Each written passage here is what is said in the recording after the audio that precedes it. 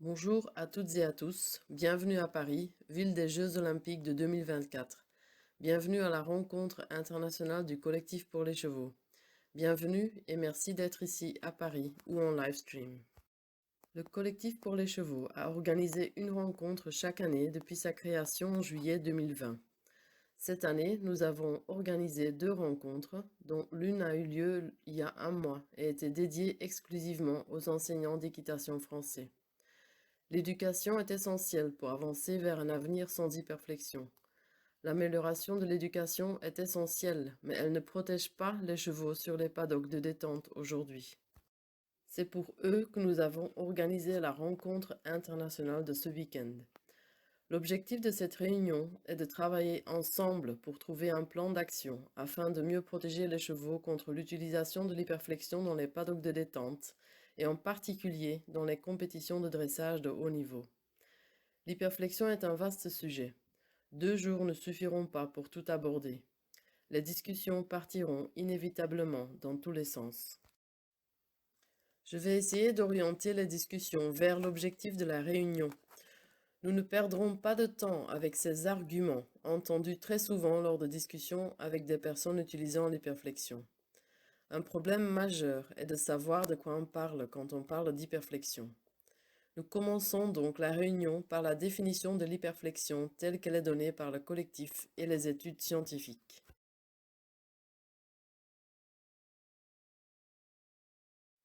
Selon les membres du collectif pour les chevaux, l'attitude d'hyperflexion n'est pas réservée à la posture du roll-cure, menton sur le poitrail. L'hyperflexion commence dès que le chanfrein du cheval est amené derrière la verticale par le cavalier, qu'il soit à pied, en selle ou à l'attelage. Nous ne considérons pas toutes les situations d'hyperflexion comme maltraitantes, mais il faut toujours éviter de prendre et de maintenir le chanfrein du cheval derrière la verticale, que l'encolure soit haute ou basse. Les différentes situations d'hyperflexion sont au mieux inutiles et contraignantes, au pire contre-productives et oui, maltraitantes. La verticale est la limite. Nous avons basé cette limite sur les arguments suivants. La locomotion innée du cheval, avec le chanfrein nettement en avant de la verticale. Les textes des maîtres classiques indiquant la verticale comme la limite à ne pas dépasser. La majorité des études scientifiques sur le sujet des postures derrière la verticale concluent qu'elles n'ont pas d'effet positif sur les performances et qu'elles nuisent au bien-être du cheval.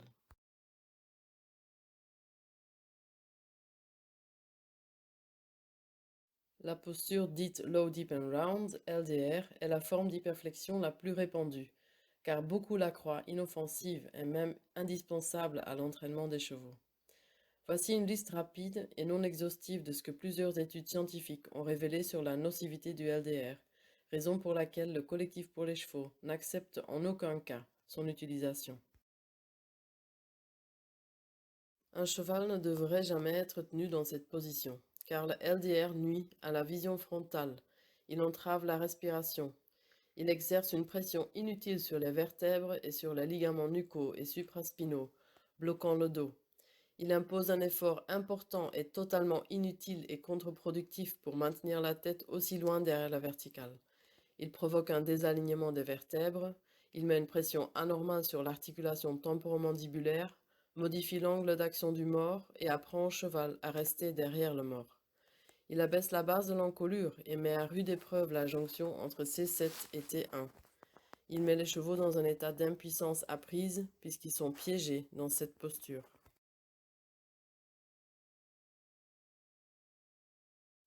Ensuite, selon l'échelle d'entraînement de la FII, le chanfrein derrière la verticale est causé par des mains utilisées trop fortement. La faute peut résulter d'une erreur momentanée dans l'application des aides ou peut être le symptôme d'un entraînement incorrect à long terme. Les critères de la Fédération allemande pour les stewards utilisent également la verticale comme critère d'observation. Vous pouvez voir une posture tête en colure momentanément plus basse avec le chanfrein du cheval légèrement en arrière de la verticale, ajouté dans les critères de l'équitation respectueuse des chevaux. Il n'est pas utile d'en discuter. Parce que ce que l'on voit dans les paddocks de détente n'est jamais momentanément ni légèrement, mais toujours prolongé et nettement en arrière de la verticale, ce qui est inacceptable. Nous sommes ici pour discuter de l'utilisation généralisée, systématique, prolongée, récurrente, minimisée et banalisée de l'hyperflexion claire, avec des aides allant de discrètes à brutales. Cette vidéo peut sembler trop longue, mais je pense qu'il est important de montrer à quel point la situation est inacceptable pour les chevaux. Combien de temps ils sont maintenus en LDR? Combien d'entre eux sont entraînés de cette façon? Et combien d'autres situations inacceptables ces soi-disant experts font subir à leurs chevaux, devant les stewards et la FII, qui ne réagissent pas? Il ne s'agit pas de quelques cavaliers, de quelques degrés ou de quelques foulées, mais d'un système défaillant où les paddocks de détente sont transformés en espaces où la maltraitance des chevaux est totalement normalisée. Donc c'est une vidéo d'une compétition de dressage internationale récente. Ici vous voyez le steward. Donc on va les chevaux en LDR prolongé. Il y a 3 chevaux, ce sont les chevaux des cavaliers qui ont pris les 3 premières places, 1re, 2e et 3e place.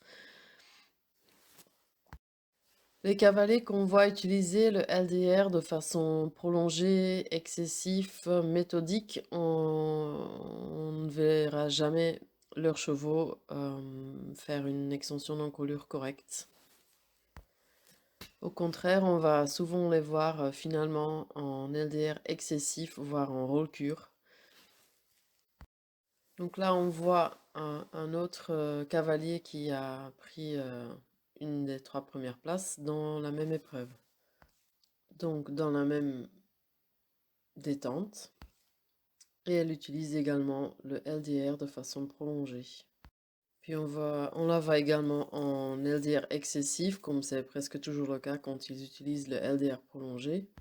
En plus, son cheval montre une allure irrégulière, en plus de montrer d'autres signaux de douleur.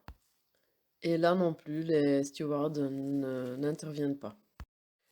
Ici, on voit la cavalière appliquer des aides brutales et incorrectes, que le cheval ne peut pas comprendre. Et il montre clairement des défenses sur très longtemps, très répétées, et il n'y a toujours pas de steward qui intervient. Et puis là, on a donc le 3e cavalier qui sera dans les 3 premières places dans cette épreuve. Alors, elle a été filmée seulement sur de très courtes séquences. Il semblerait que le caméraman a évité de la filmer. Et comme Crispin l'a aussi indiqué dans sa présentation, en fait, on pouvait entendre quelqu'un parler au caméraman et indiquer quel cavalier filmer et quel cavalier plutôt éviter de filmer.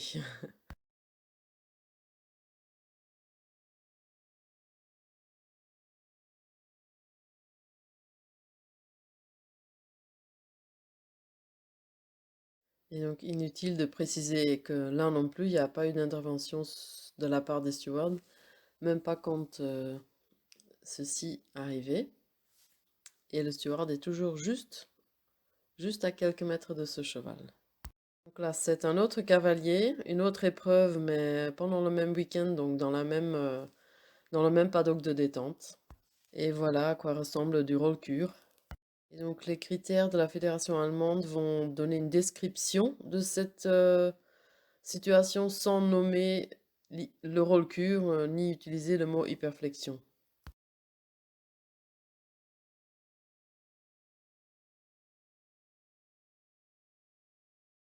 Et même dans ce cas-ci, il n'y a pas eu d'intervention de la part des stewards. Et puis là, on voit un autre cavalier qui fait à peu près la même chose.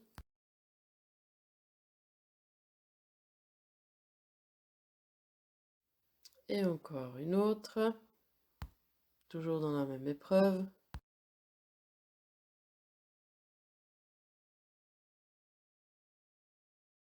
Et là, on est sur une autre compétition de dressage international en France. C'était en juillet 2023. Alors cette fois-ci, j'y suis restée qu'une demi-heure sur le terrain de compétition et ça m'a déjà suffi, comme d'habitude, de voir voilà, une séquence de ce style-là que je vois presque à chaque fois enfin non, à chaque fois que je vais sur une compétition de dressage de niveau international. Toujours pareil. Et comme d'habitude, je suis allée voir la steward pour demander pourquoi elle n'intervenait pas sur cette cavalière-là. Et elle m'a répondu qu'elle n'avait vu aucune raison pour interpeller la cavalière, qu'il n'y avait pas eu de souci au niveau au niveau de sa détente. Donc si vous voyez quelque chose qui mériterait un carton rouge, ben, je vous invite à lever votre carton rouge. Merci. Les cavaliers n'aiment pas les instantés parce qu'on a trop de temps pour regarder ce qu'ils sont en train de faire à leurs chevaux en fait. Il semblerait qu'ils n'ont aucune idée de la douleur qu'ils peuvent causer au cheval en utilisant le mors de cette façon-ci.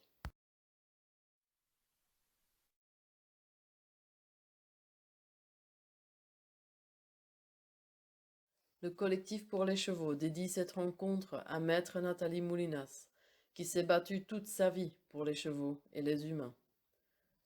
Nous ne pourrons pas contrôler ce que les cavaliers font avec leurs chevaux chez eux, mais nous devons au moins les protéger sur les terrains de concours.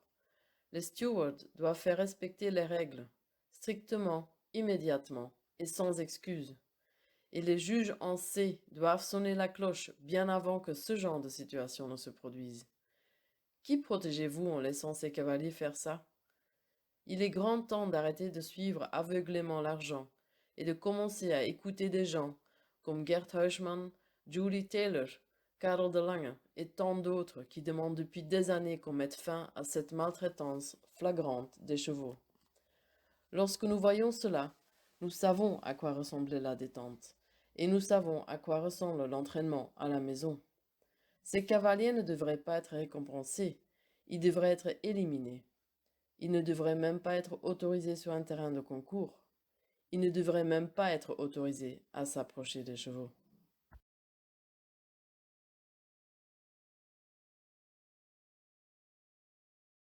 Merci encore d'être venu à Paris ou de suivre la retransmission en direct. Un grand merci à tous les speakers, à l'équipe de traduction et à l'équipe de chat du livestream, et à tous les autres membres de l'Alliance pour le bien-être du cheval dans le sport. Et un grand merci à Patrick Gallou pour l'assistance technique et pour tout ce qu'il fait pour les chevaux. Je vous souhaite un excellent week-end, calme, en avant et droit.